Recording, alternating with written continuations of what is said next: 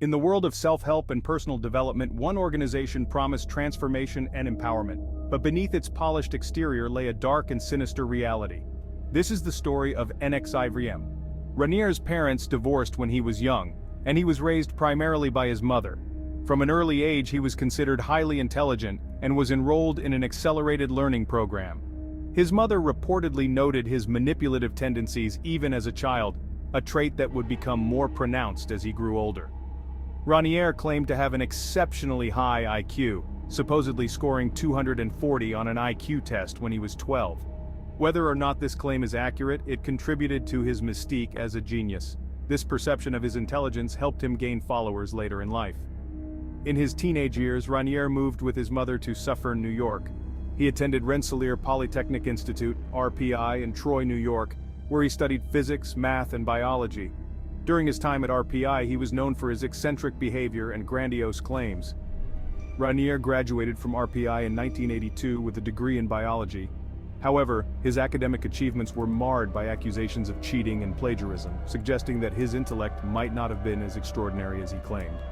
After college, Raniere dabbled in various business ventures.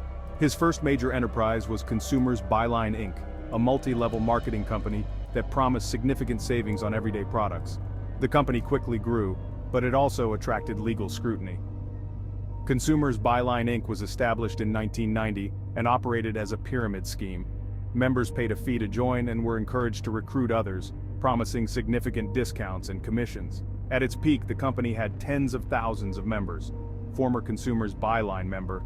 It seemed like an incredible opportunity at first. We were told we'd save money on groceries, electronics, and other essentials. But soon it became clear that the real money was in recruiting new members. In 1993, the company faced investigations from 20 states for operating as an illegal pyramid scheme. Raniere agreed to shut down Consumers Byline and pay a $40,000 fine without admitting wrongdoing.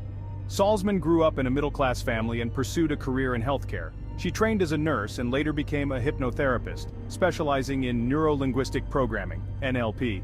Salzman met Raniere in the mid-1990s through a mutual acquaintance. Impressed by Raniere's vision and charisma, she quickly became his right-hand woman. Together, they crafted a curriculum for ESP that blended elements of psychology, business strategies, and self-improvement. NXIVM was founded in 1998 by Keith Raniere and Nancy Salzman. Keith Raniere, who claimed to have one of the highest IQs, partnered with Salzman, a trained nurse and hypnotherapist. Together, they developed a program called Executive Success Programs, or ESP.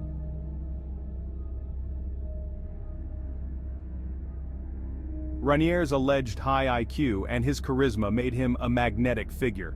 He was able to attract followers with promises of achieving their highest potential.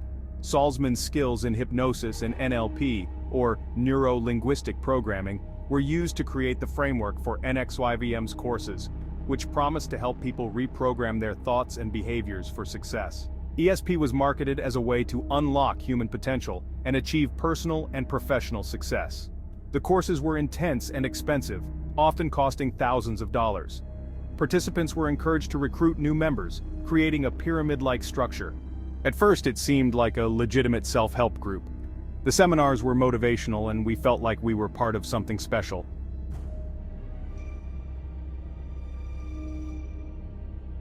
Once recruits attended an initial session, they were introduced to the technology of NXIVM, which included various exercises and workshops designed to break down their psychological barriers. These sessions often involved intense emotional experiences. Participants were encouraged to share their deepest fears and insecurities, creating a sense of vulnerability and dependency on the group. During the workshops, we were pushed to confront our past traumas. It felt empowering at the time, but looking back, it was a way to manipulate and control us. The sense of community was further reinforced by the hierarchical structure of NXIVM. Members were ranked based on their commitment and recruitment efforts, and they wore colored sashes to denote their level. This ranking system created an environment where members were constantly striving for approval and advancement within the organization. NXIVM attracted a number of high-profile members, including actresses, heiresses, and business leaders. This added to the organization's allure and credibility, but beneath the surface, darker practices were taking place. One of the most disturbing aspects of NXIVM was the secret society known as DOS. This subgroup was revealed to be a coercive sex cult where female members were branded with Raniere's initials and forced into sexual servitude. Joining DOS was presented as a way to achieve higher levels of personal growth, but in reality it was about control and abuse. We were blackmailed with personal information and coerced into horrible situations. In 2017, investigative journalists and former members began to expose the truth about NXIVM. Journalist Frank Parlato and former members like Sarah Edmondson were instrumental in bringing the hidden abuses to light. Sarah Edmondson, I couldn't stay silent any longer. People needed to know what was really happening. Going public was terrifying, but it was the right thing to do. Frank Parlato and NXIVM operated in secrecy for years, but once the stories started coming out, the floodgates opened. The truth was undeniable. In 2018, the FBI raided NXIVM's headquarters and arrested Keith Raniere. The investigation revealed the full extent of the organization's criminal activities, including sex trafficking, forced labor, and racketeering. High-ranking NXIVM members, including actress Allison Mack, were also arrested and charged. During the trial, shocking details emerged about the extent of the manipulation and abuse. In 2019, Keith Raniere was found guilty on all charges. He was sentenced to 120 years in prison. Other members, including Allison Mack and Nancy Salzman, received prison sentences for their roles in the conspiracy.